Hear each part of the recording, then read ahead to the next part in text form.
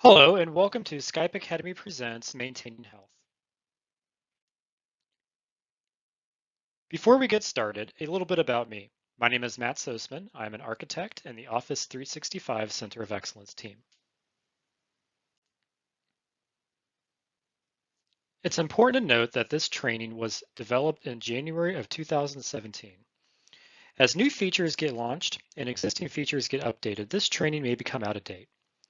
For any new training content, please reference skypeoperationsframework.com/academy.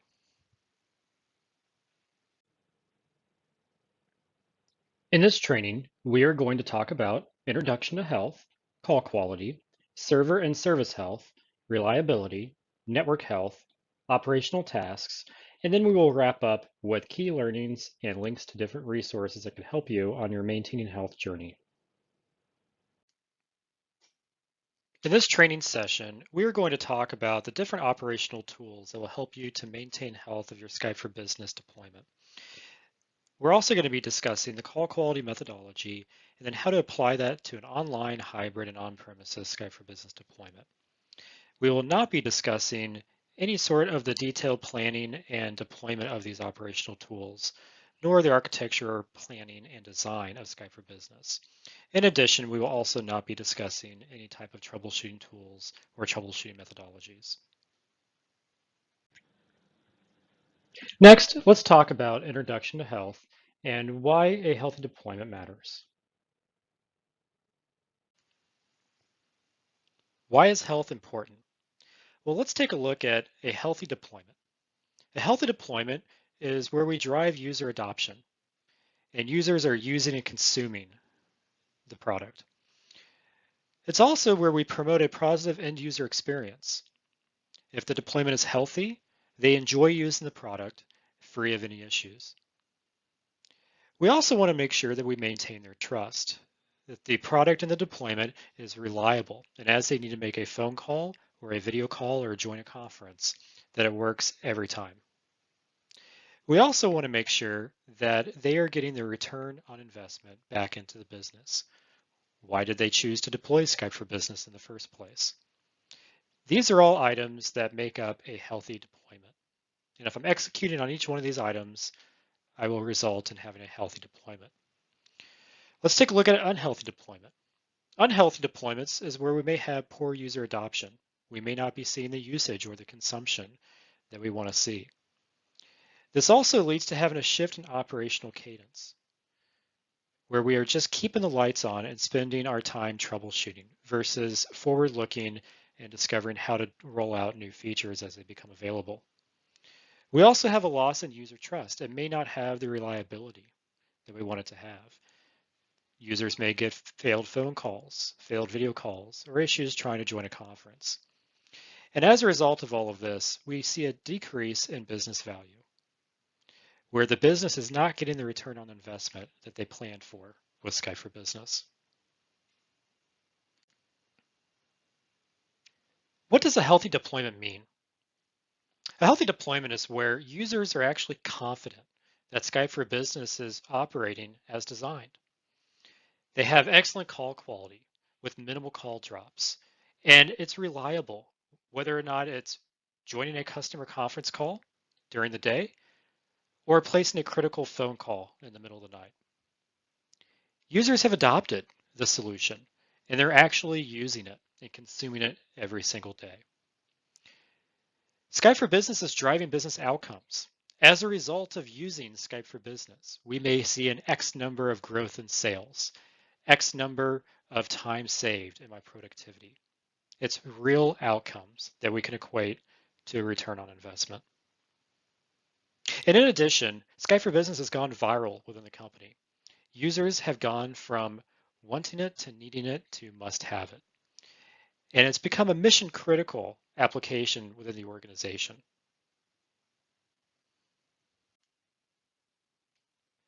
Now that we've discussed health, let's talk a little bit about user experience. User experience is really comprised of three different areas: user satisfaction, service quality, and reliability. Do users know how to use Skype for Business? Are they properly trained?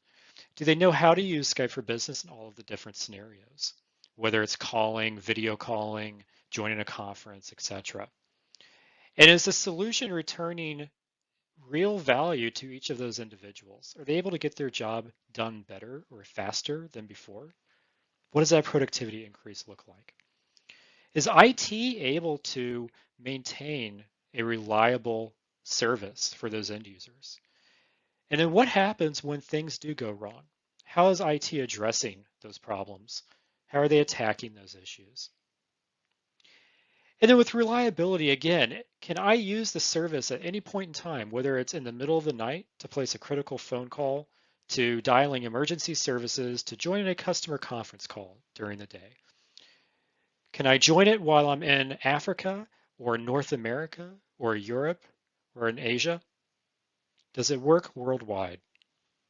And once I have that call established, does it maintain a connection? And does it stay connected with good quality?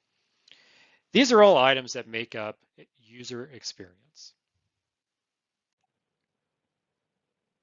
Let's discuss some of the key areas of a healthy Skype for Business deployment, starting with call quality. Call quality is the cornerstone that makes up a healthy Skype for Business environment as it relates directly to the user experience. This starts with tools such as the call quality dashboard that gives IT administrators visibility into trends and analysis of call quality within their environment. The monitoring server comes with Skype for Business server on premises and allows IT administrators to run call detail records, see quality of experience or QoE data for individual user calls so that they can develop trends, do deeper analysis, and troubleshoot end user calls. Call quality methodology is the methodology and framework that we follow to ensure a good call quality experience overall throughout the environment. This helps us both prevent and be proactive to prevent call quality issues and also troubleshoot call quality issues when they do arise. Lastly, Rate My Call is a survey that is presented to the end user after audio and video calls that allows them to rate the experience of that call and provide additional feedback. This data is valuable for IT administrators to then collect that data for additional analysis. Server and service health. This relates to Skype for Business Server on premises and Skype for Business Online and Office 365 service. This starts with the key health indicators. Key health indicators, or KHI, allows us to see performance metrics in the environment and then do deeper analysis to understand if those metrics are running within the defined thresholds. The System Center Operations Manager, or SCOM Management Pack, allows us to monitor Skype for Business servers from the hardware to the OS to the application and receive alerting and notifications. This also allows us to monitor the Office 365 Skype for Business Online service. Synthetic transactions allows us to do automated testing of different user experiences within Skype for Business. Identity. Identity relates to Active Directory on premises and Azure Active Directory and the synchronization that occurs between the two. Monitoring server. We discussed monitoring server previously in call quality, but this is also very important for the server as well, Skype for Business server, as it allows us to monitor that base server to ensure that it is healthy and is able to take calls. Service Health Dashboard. This allows us to see the overall health of Office 365 and each one of its services, including Skype for Business Online, see proactive and reactive maintenance, among other details. Reliability. Reliability allows us to ensure that every call a user makes in Skype for Business is reliable. We do this by conducting synthetic transactions, again, those automated testing of the user experience, and then user surveys as well to understand what is the true impact that the user is seeing in terms of Skype for Business. Network health. When we talk about network health, it is paramount that we understand the impact that Skype for Business has on the network and the impact that the network has on Skype for Business. We do this through the use of network assessments prior to deploying Skype for Business, but also as an ongoing effort in a continuous engineering cycle that we're constantly assessing the network and conducting analysis. These are the key areas that make up a healthy Skype for Business deployment. Maintaining health is not a one-time thing. The Skype operations framework provides us the tools and methodologies to maintain that health on a continuous cycle. This involves planning, delivering, and operating. For planning, this is where we gather information and we design and prepare the environment. This may be for a brand new environment or when new features get released. This may also include a network assessment as new sites get turned up in the environment. Deliver allows us to effectively implement and deliver Skype for Business and drive adoption. This helps us to identify new areas by implementing new features and capabilities as they're delivered within the service. And operate, again, allows us to maintain that optimal environment with high quality and the reliability that we require.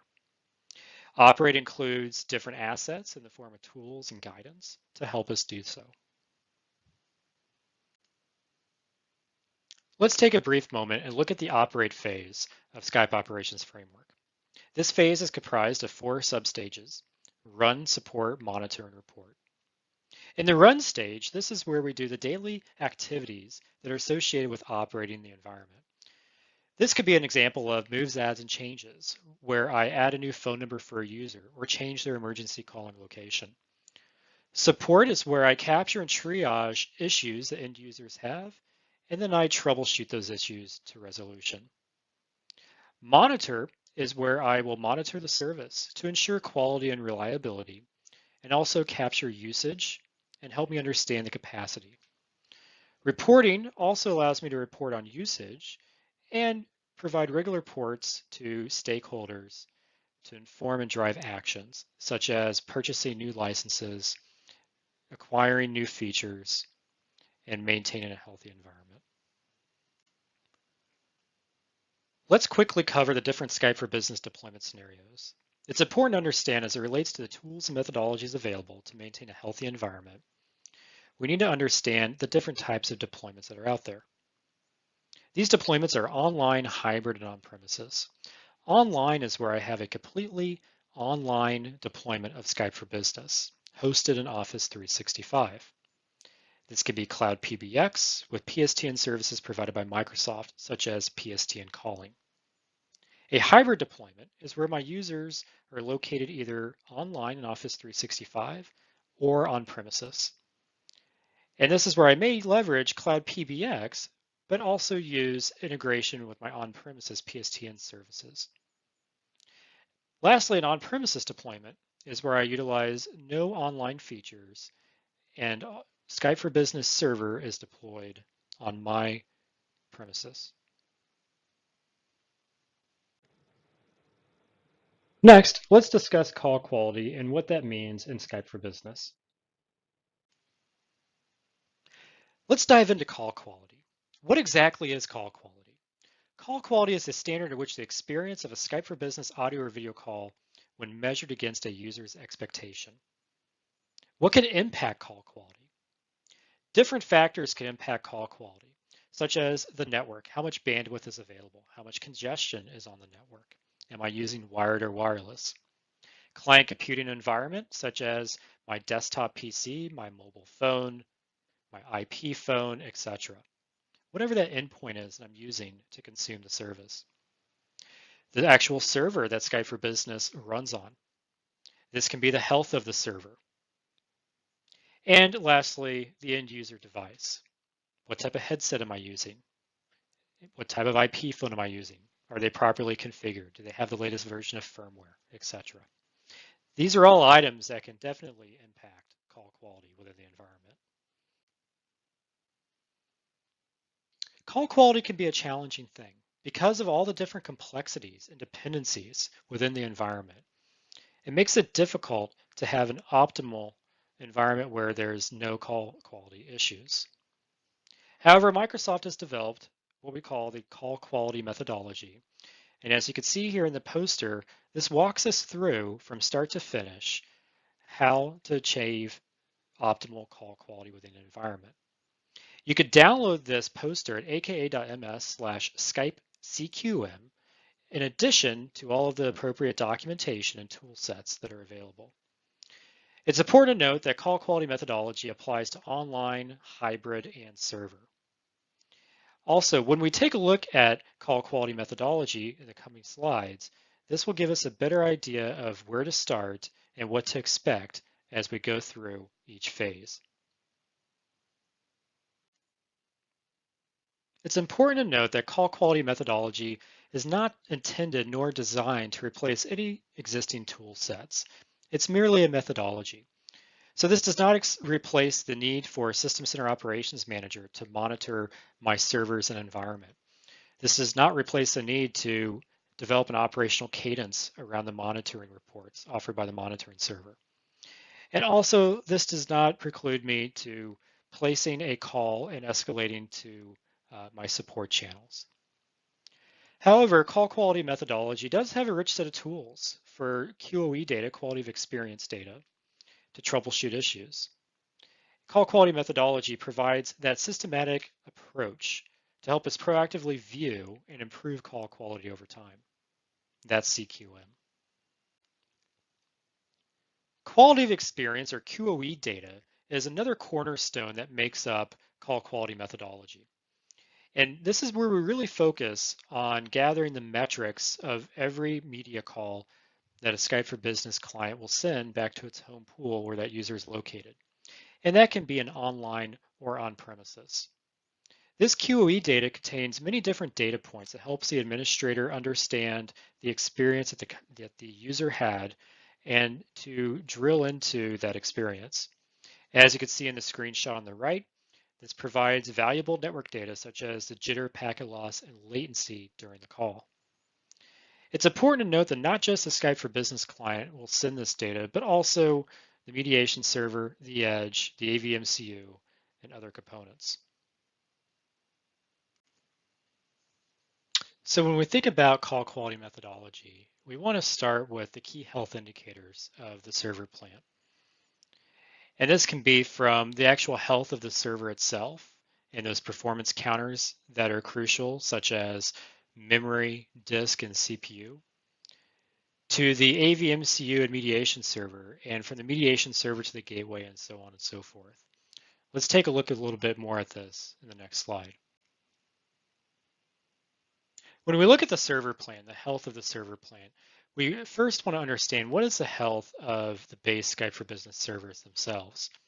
What are those key health indicators, and are they in a healthy range? The AVMCU and mediation server, what does that network path look like? What type of packet loss, jitter, or latency are we seeing on that path? For the mediation server to the PST and gateway, same story. What does that network path look like? And from the gateway to the PSTN as well, what does the SIP trunks look like? What does the health of the gateway itself look like? These are the 4 different elements that make up server plant. Next, let's take a look at the different endpoints: device, system, media path, and media transport. Again, what is the health of each one of these items? In the next slide, we're going to take a look at this in a little bit more detail. Expanding on endpoints, there's 4 different elements of endpoints in CQM, starting with device. This could be the user's end device, such as a headset that generates the audio. What does the health of that device look like? If it's a USB headset, is it damaged in any way? Does USB connection work? Does it have the latest version of firmware installed? Is it a qualified headset? These are all important things that fall into good call quality. Next, let's take a look at the system that the Skype for Business client is running on, the user's PC. Does it have the right drivers installed for that device? Does it have the right drivers for audio and video and network? Is it properly patched with the latest updates for both the Skype for Business client, but also for Windows? What does the overall health of that system look like? If that system is not in a healthy state, we should not move forward and make sure we correct that before moving on. Next, what does that media path look like? We should not have any calls connecting over VPN, and we could see that in the monitoring server reports. What does the media path look like between the user's PC and the server or Office 365 that it's connecting to? What's the health of those network devices on that network path? Are they connecting from home over the edge server to an on-premises deployment? Are they connecting to Office 365? Are they on a local area network or a wide area network at a branch location? Next, what does the media transport look like on that media path? We don't want to have any calls connect over TCP, as TCP requires more bandwidth and more overhead, as it requires a handshake for every data packet. We want to make sure that if there is any calls connecting over TCP, that we go back and really understand why that's occurring and take a look at the media path and the health of that media path as a possible culprit.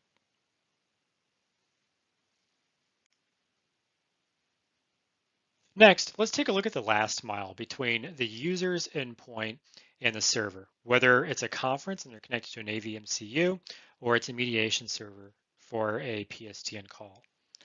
Are they using a wired connection or a wireless connection? Let's dig into that a little bit more in the next slide. Last mile contains two different elements as we talked to in the previous slide, wired and wireless. Is the user connecting over a wired connection or a wireless connection? When we look at the wired connection, we want to understand if quality of services is properly implemented and configured within the environment. What does the queue size look like? What does the DSCP markings look like?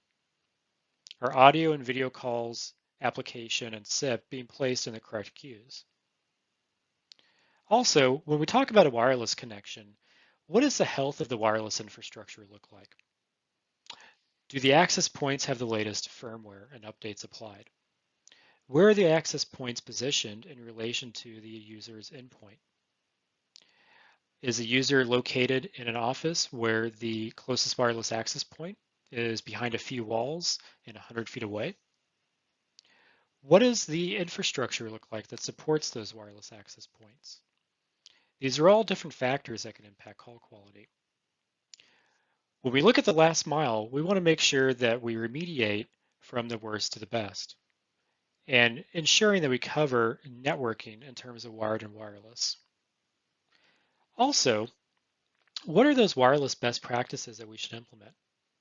Feel free to reference the link server networking guide and the call quality methodology download section to understand what some of these best practices that Microsoft recommends.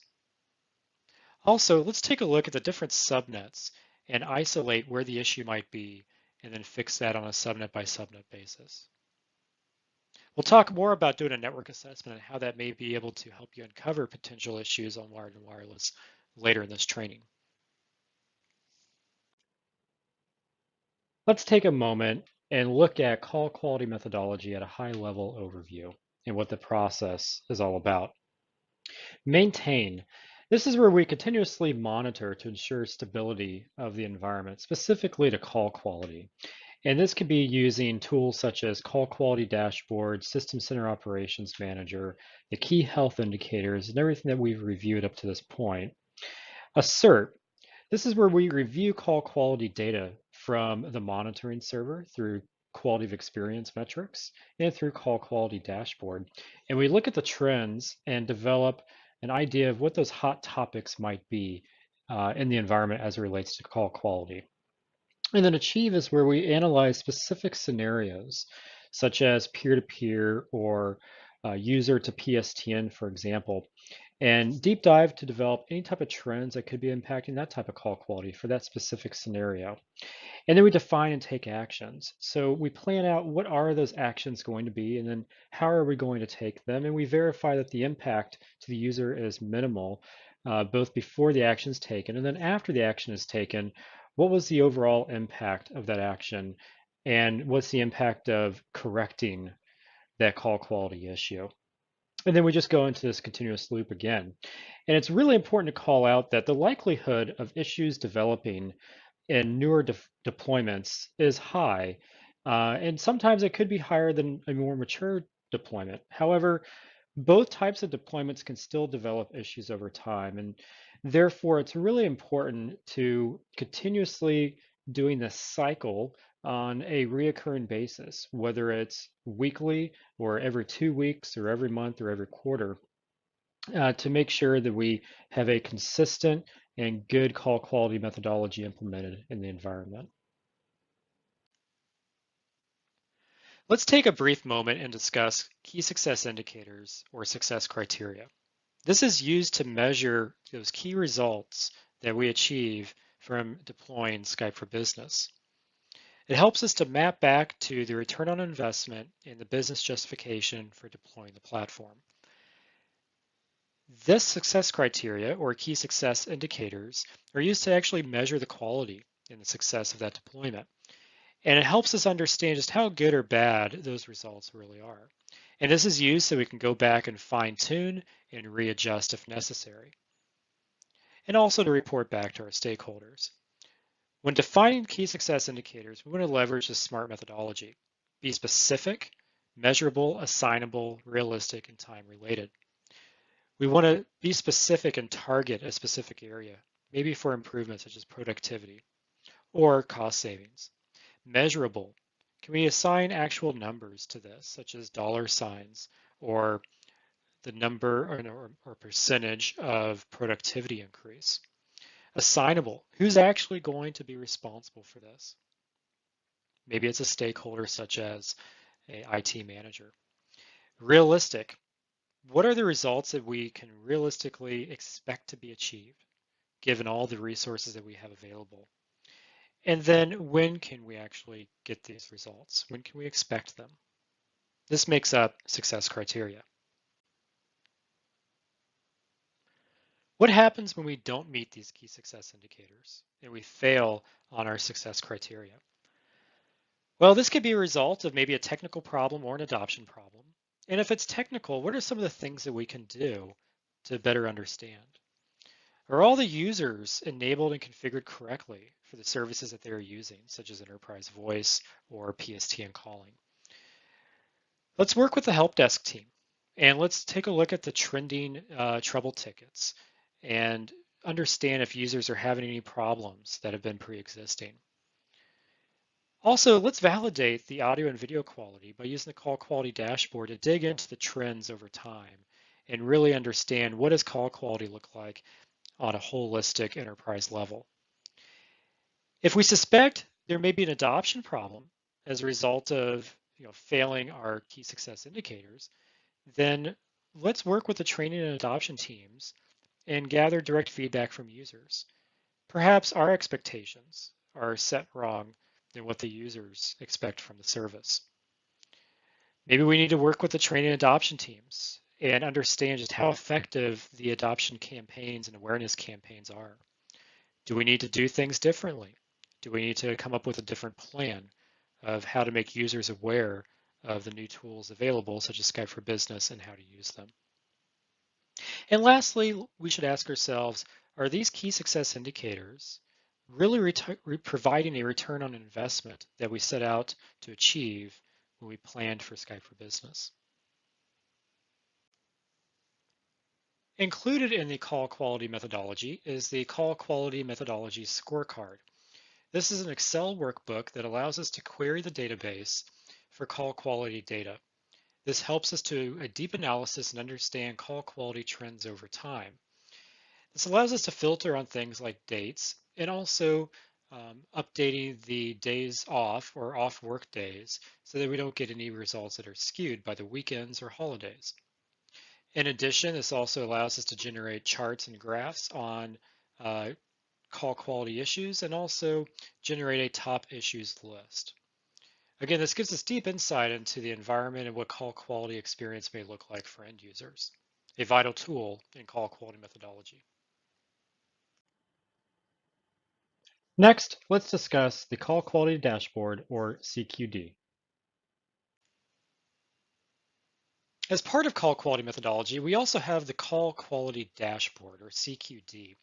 And this tool allows IT administrators to have rich insight into call quality trends within the enterprise and then drill into metrics using custom reports. And this is a dashboard accessed via a web page that allows me to do this. This can be used in both the online environment, also within the hybrid environment, and with just a server that's on premises. Call Quality Dashboard, or CQD, is essentially an archive of quality of experience, or QoE data, that's processed by SQL Server Analysis Services and produced in a cube-based report. Some of the features of Call Quality Dashboard are listed here in this table. And as you can see, these are everything from video metrics all the way down to audio and call quality for each of those. This allows me to see out-of-box reports in both a summary or a trend over time, and then also detailed reports allow me to build custom reports to further drill into where the issues may be. We'll take a look at some of these reports coming up in the next few slides. When we look at Call Quality Dashboard and the reports that are included, you have various types of reports. We have the top level reports that show us, for example, the total number of audio streams and that trend over the month. From there, we can click on that report and drill into sub-reports for managed networks or unmanaged networks or anything else. If I were to click on Manage, this will allow me to drill into server-to-server managed streams, server wired inside or wired inside. We'll talk more about that later. I could also drill into unmanaged, which gives me a variety of sub-reports as well. And this is the default report breakdown. When I create my own custom reports, I can create the same type of model to give me a top-level report, and then by clicking on it, allow me to drill into deeper details. The architecture of Call Quality Dashboard consists of the Quality of Experience or QoE archive, Cube, where we have the SQL Server Analysis Services running, the web portal that's hosted by Microsoft IIS, and then the repository service that's part of the portal installation that's also hosted on the SQL Server. On the diagrams on the left, you can see the line between Skype for Business topology, where the QoE database is housed, and the Call Quality Dashboard specific components and where those are housed. In addition to Call Quality Dashboard being available for the on-premises Skype for Business server product, we also have Call Quality Dashboard that's available in Skype for Business Online that's part of Office 365. This is accessible through the Skype for Business Admin Center that's in the Office 365 admin portal. On the left side, I click on Tools, and then I can click on Skype for Business Online Call Quality Dashboard. Now, I must be a member of the Global Administrator Group in order to gain access to the Skype for Business Online Call Quality Dashboard. Once I log into this, this will allow me to activate it so it can start collecting call quality data. Once we get logged into the Call Quality Dashboard, the first page is the summary reports.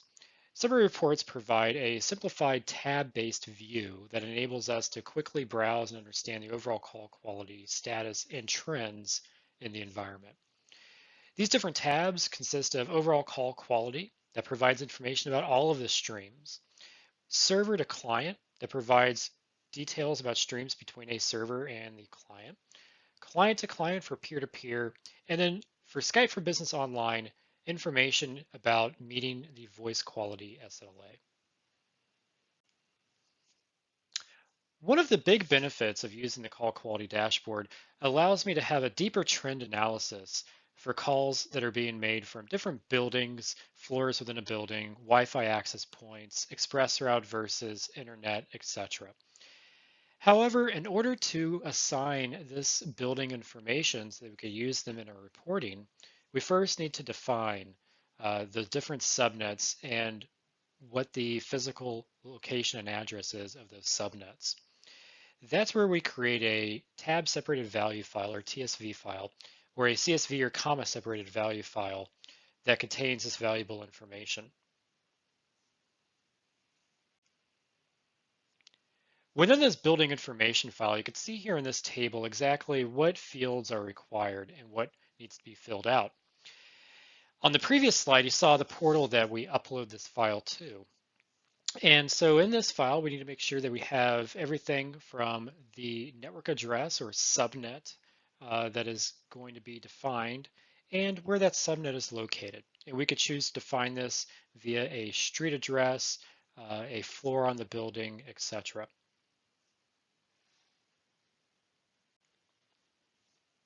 Let's take a few moments and look at some sample screenshots of the call quality dashboard and what it looks like. Once I log into CQD, I get presented with the Overall Call Quality tab. This allows me to have a dashboard view of overall call quality trends within the environment. As you can see here, this shows me the good calls versus the poor calls and what percentage of calls were actually poor. Notice in the right corner, in the upper right corner, I can adjust the colors for each of those markers. And then also at the top of the screen, in the red box, you'll see summary reports. If you click on summary reports, this also gives you the option to drill into detailed reports. Let's take a look at that next. Detailed reports in the call quality dashboard allow me to build custom reports to drill into the details of why call quality on a specific day or month may have been poor. As you can see here, this is a report builder, and on the left side, I could choose between different dimensions and measurements, and even filter on those dimensions and measurements to get to the data that I want. I could also change this from being a chart-based to a table-based, and I could also show spark lines. Spark lines and tables allows me to add spark lines to the custom detailed reports that I create. This allows me to show a trend over time for each of the different stream types, such as good, unclassified, poor, and poor percentage. And as you can see here, this is focusing on user agents for the month of April 2015. Again, a good overall visual indicator to help me do my trend analysis of good streams versus poor streams. As you can see, the one on the top has a less number of poor streams than the one on the bottom. In addition to the previous resources, there's also training available on Skype Academy for Call Quality Dashboard. This will help give you an introduction, develop some of the basic concepts, and how to manage reporting on Call Quality Dashboard, and then get into more advanced topics such as how to manage a high quality deployment, audio quality investigations and troubleshooting, monitoring user endpoints, and then how to configure Call Quality Dashboard. Please check out Skype Academy for these training videos. Next, let's discuss Rate My Call. Another valuable tool in the call quality methodology toolbox is Rate My Call. Users are provided a survey, if you will, that allows them to respond to just exactly how good or bad was that call that they were just on. And it also allows them to quantify it even further. If it was an audio call, what type of behavior or issues did they experience, such as distorted speech or echo or maybe some background noise. If it was a video call, they can also classify it as having frozen video or a blurry image, etc. Notice the freeform text box within that survey. This also allows the user to add any type of comments. Now this data is collected in SQL tables and it's accessed via SQL queries, but that's only available in the server version of Rate My Call. In the Skype for Business Online version, that type of data cannot be accessed. However, in Skype for Business Online, we can see Rate My Call results within the call quality dashboard. Over on the right side, you'll see some screenshots of what this type of data looks like in the SQL database, and at the bottom, the type of query that you can run to retrieve this data. Rate My Call is a very powerful tool to understand exactly the type of experience that users are having when they're placing audio and video calls with Skype for Business. A new tool that's becoming available soon is Call Usages and Details. As you can see in the screenshot in the lower right corner, this allows administrators to log into a single pane of glass to troubleshoot calls and conferences. This also gives them predictive analytics and shows common causes for any call quality issues. Easy to use dashboard that gives an overall window into the user experience as it relates to call quality with Skype for Business. Customers and partners can sign up for this at skypepreview.com. Now, let's discuss server and service health. Let's take a look at another key area of maintaining a healthy deployment of Skype for Business, server and service health. Server health is a server performance. Are my servers configured and performing in an optimal fashion? Are they actually healthy and running in an optimal state? Is my deployment functioning as designed? With the Office 365 Online service, is Skype for Business Online in a known good state? What is the overall status of Skype for Business Online from a health perspective? Also, is my Office 365 tenant configured and performing optimally? These are all things that go into the health of your server and service.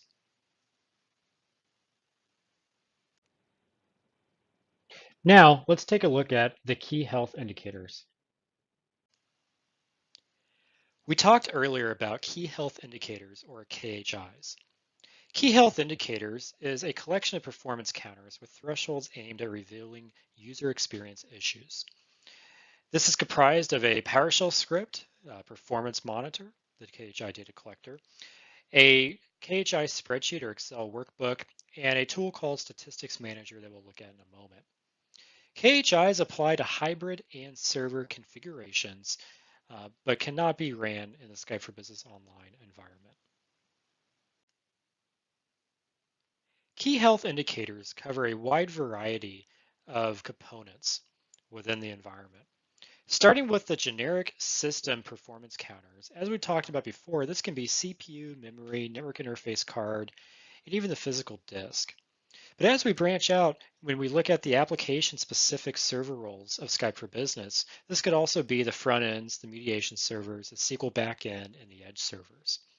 There's some performance counters in here that we consider critical to the health of that server and the key health indicator that it makes up. With the front end, these can be things like the SIP processing queues, the MCU, web services, user services, etc., all the way to the edge server for monitoring for dropped connections, throttling, and authentication failures.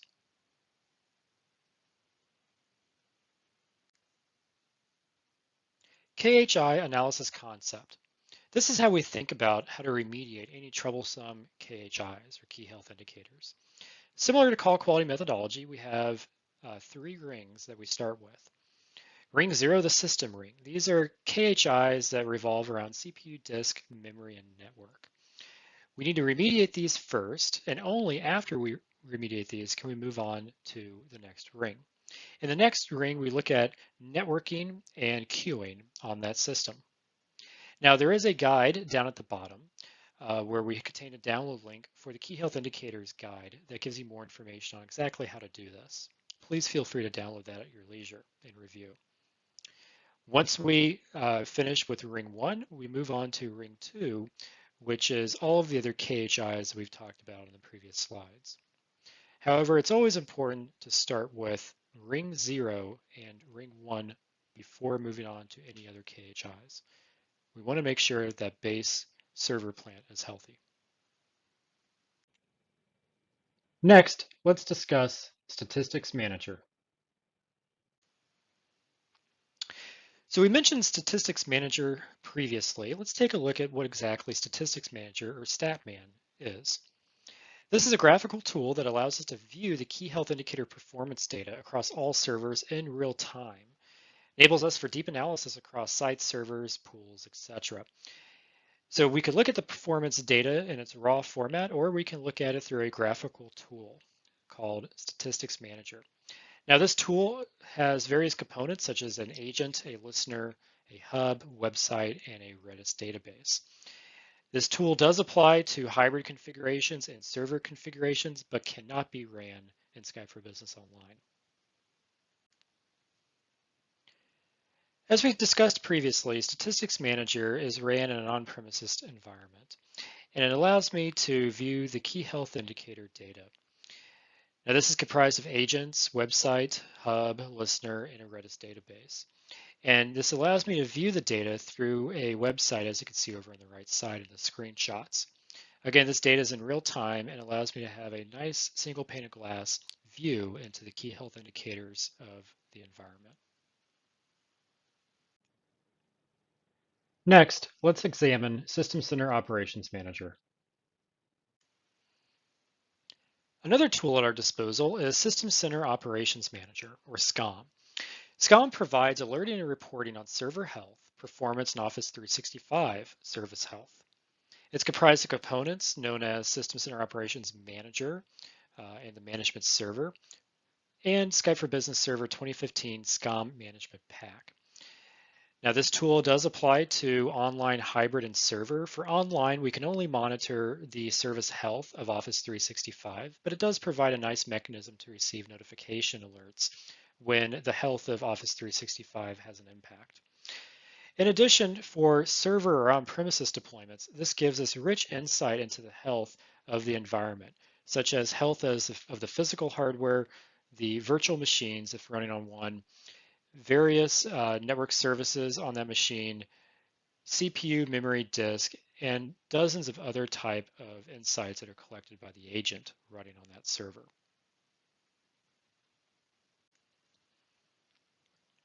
When I use System Center Operations Manager, these are just some of the monitoring scenarios I could use it with, such as synthetic transactions. These are essentially PowerShell commandlets running in Skype for Business that allows me to test different scenarios in an automated fashion, such as signing into the client, presence, IM, maybe conferencing, peer-to-peer audio, etc.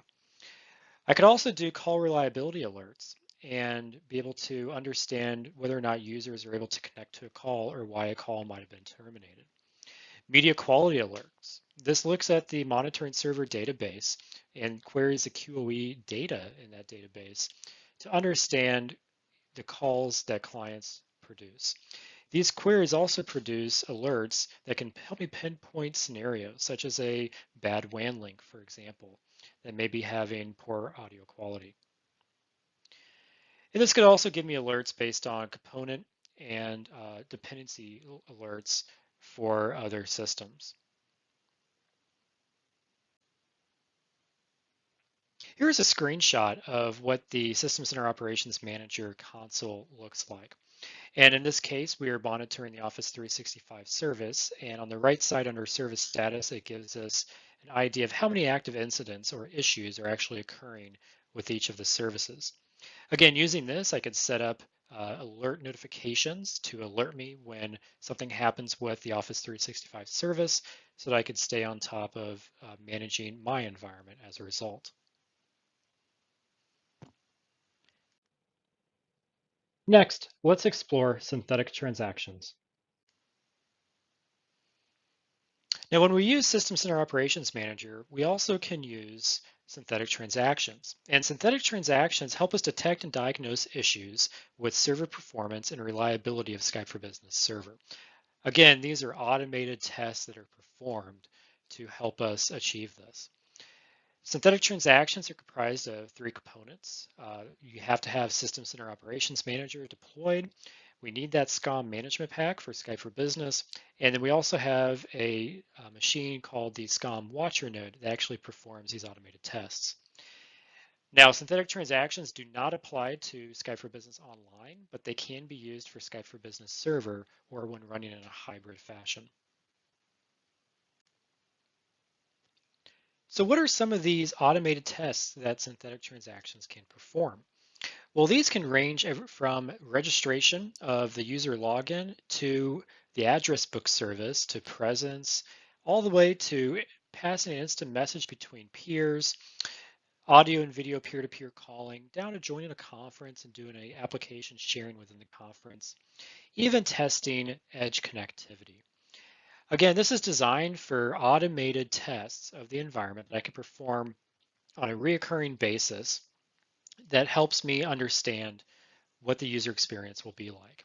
If any of these tests fail, I can have SCOM alert me and I can jump in immediately and start remediating the issue. In some cases, this may even allow me to be proactive and avoid issues before users experience them. Down at the bottom, there's a download link, so you can see the complete list of all of the different scenarios that synthetic transactions enable you to do. Now we will take a look at Service Health Dashboard. Now, in this context of Skype for Business Online, in addition to using System Center Operations Manager to monitor the state of online, I can also use a service health dashboard. This displays a current health status of the service, such as details about disruptions and outages, and even planned maintenance. This allows me to receive notifications through the Office 365 mobile app that we will take a look at coming up. Again, we can get it through System Center Operations Manager that we talked about before. And there's even a communications API that I could develop, say, for example, a custom app and integrate that notification channel into it.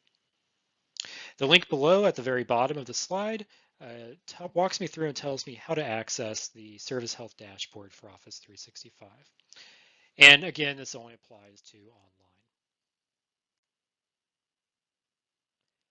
Now, I mentioned before that the Office 365 mobile admin application allows me to receive notifications for service disruptions and planned maintenance. This application is available on Windows Phone, Android, and iOS. And this allows me to manage my Office 365 tenant.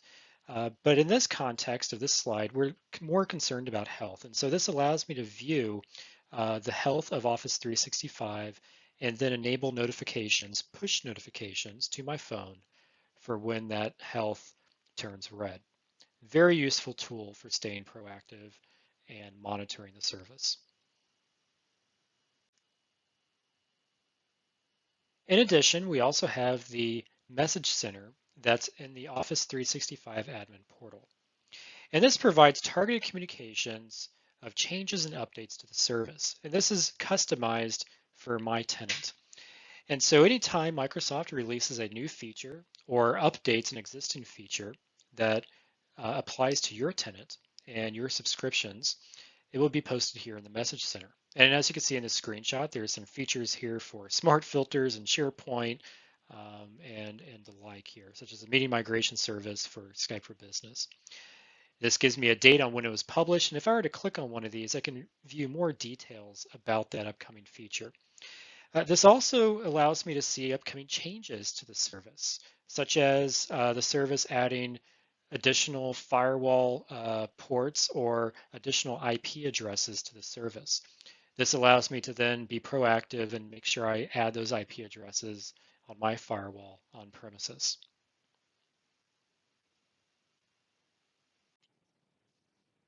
Next, let's take a look at Azure AD Connect Health. When deploying Skype for Business online or Skype for Business in a hybrid configuration, oftentimes on-premises Active Directory will be synchronized with Azure Active Directory to allow for seamless login. There's a tool called the Azure Active Directory Connect Health tool that allows me to monitor the state of this synchronization between the two directories. This provides capabilities such as alerting to me when a problem occurs, insight into the synchronization such as latency and trends and the types of objects that get changed or the types of changes on those objects. Also report on the sync errors, the replication status, and also interestingly enough, health insight into my domain controllers and performance insight into my domain controllers as well.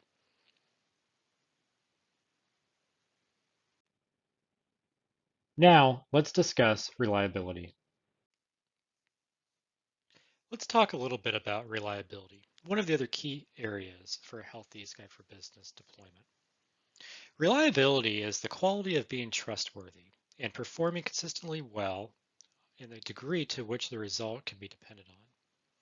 In other words, if our Skype for Business deployment is not reliable to the point where a user can place a call every time without an issue, then our user satisfaction will drop, adoption may suffer, and our business justification and key success indicators will not be met. Reliability builds users' trust and, among other things, promotes healthy adoption. But reliability is a cornerstone of a healthy deployment. Let's take a look at some of the tools that ensure reliability. The following tools will help us maintain a healthy environment as it relates to reliability. The call quality dashboard gives us rich insights into call quality trends, and this will give us an idea whether or not these calls are maintaining a reliable service for the user. Call quality methodology that we've already discussed relates to both troubleshooting of call quality issues, but also how to be proactive and not have call quality issues in the first place.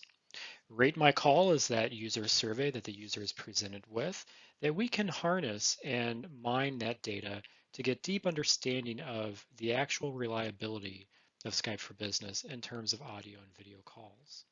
Is it actually working as we expect?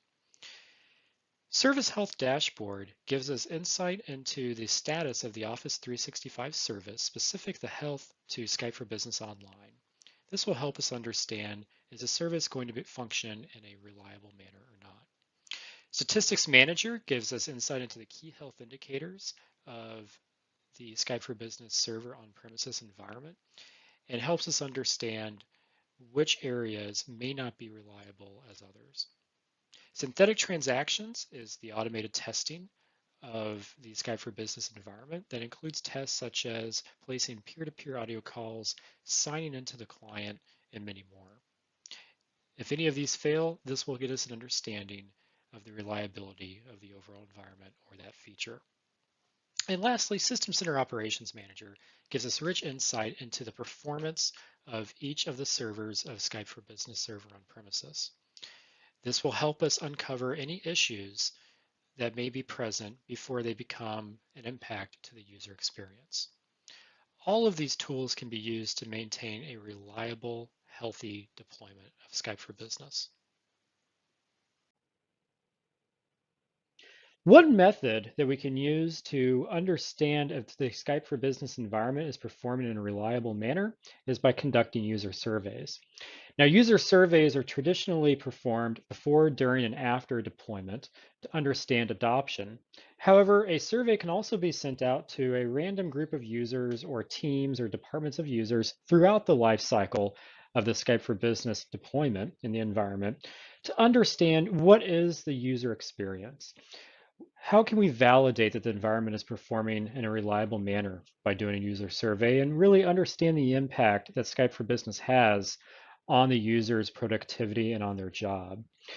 Below is a screenshot of a sample survey that could be sent out to end users, and these surveys can be modified to fit the needs and requirements of the organization. But we really want to understand what exactly is the experience the user is having. And a great way to do that is by conducting a user survey. This can be performed after changes have been made to an environment. This can be performed on an ongoing monthly basis to random polling of different users throughout the environment. But this will help us get a good understanding of what's occurring and allow us to adjust accordingly. We may flip a switch or turn a knob in call quality methodology to fix an issue or be more proactive, but we really don't know what the experience is like for the end user as a result of doing that. And again, a great way to check that is by conducting a user survey. Next, we will discuss network health. Why network readiness? This helps us to manage risks. Whenever we introduce new workloads into the network, this always creates some sort of risk that the new solution might not perform as expected. This allows us to remediate that and ensure that those existing solutions don't suffer as a result. Skype for Business relies on the quality of the network, and as a result, users have a very high expectation when it comes to voice quality. Network readiness also allows us to identify potential network challenges. We can discuss and apply recommended practices and assess the impact to the network, but ultimately set up the project to be a success by performing traffic simulation to give us rich insight into just how exactly the network is going to behave when we deploy Skype for Business. Network readiness is part of Skype Operations Framework and is involved in the plan phase. For more information about network readiness, see skypeoperationsframework.com or the link at the bottom of this slide. As part of network readiness, we have network assessments. There's two different types of network assessments, essentials and advanced. Essentials gives us the base level of network readiness state. This provides insight into the networking requirements. It helps us identify potential weak areas. It's a mandatory part of every implementation of Skype for Business, and it provides minimal traffic simulation against Office 365. The Essentials package uses the Microsoft Skype for Business Network Assessment tool. This tool will simulate call data going to Office 365. In the advanced package of the network assessment, this provides a deep dive into any kind of weak areas that we may have discovered as a result of the Essentials package. This also provides deep insight and analysis and helps us to remediate any issues. Now, the Network Assessment Advanced package is delivered by qualified partners, and this provides WAN, LAN, and internet traffic simulation.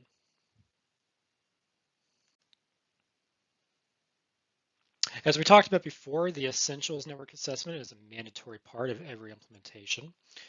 And if any issues are discovered in the Essentials Network Assessment, then we kick off an Advanced Network Assessment.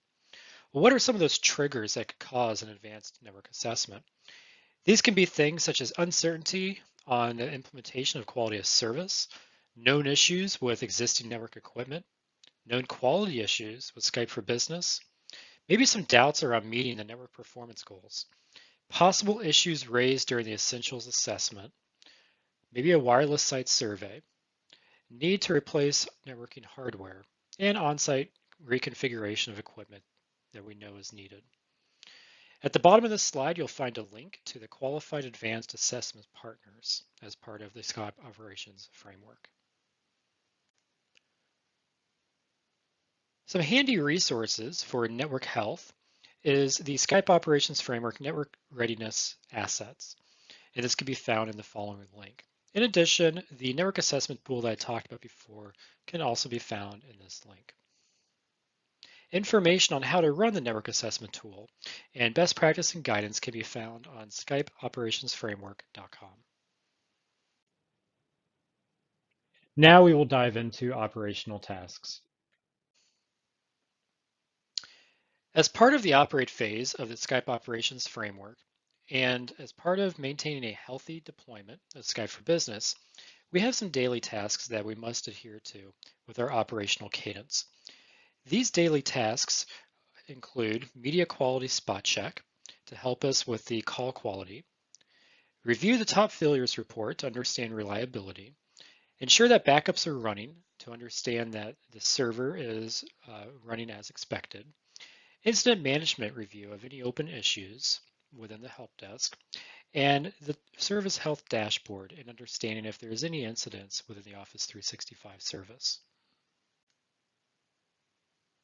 Weekly tasks include ensuring that the operations team for Skype for Business participates in infrastructure and network change control meetings, review organizational media quality for any type of negative trends, and incident management review of any incidents in the Office 365 service.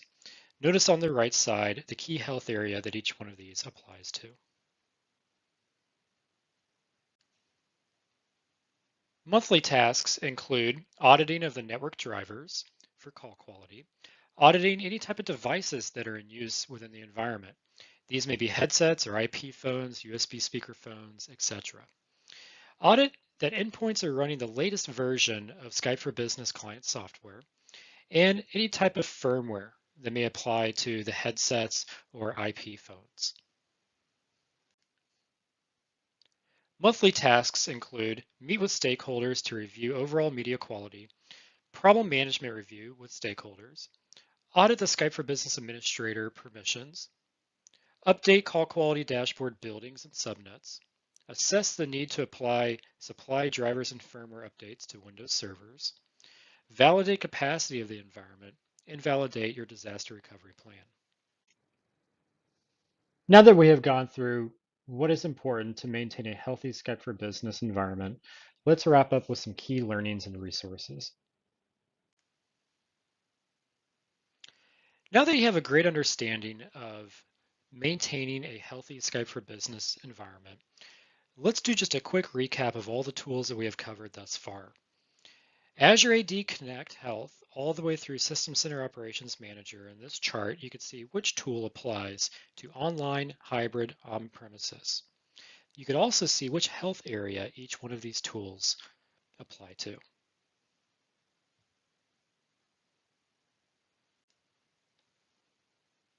The key learnings that we have developed as a result of taking this training is that health is not a status to achieve, rather it is a rhythm and a cycle that you get into. User experience is a combination of satisfaction, quality, and reliability that drive business outcomes. And the Skype operations framework has the resources, guidance, and tools available to maintain a healthy environment of Skype for Business. Some additional downloads as part of maintaining a healthy Skype for Business environment include the Call Quality Methodology Scorecard, Statistics Manager, Call Quality Dashboard, Key Health Indicators or KHIs, and the SCOM Management Pack.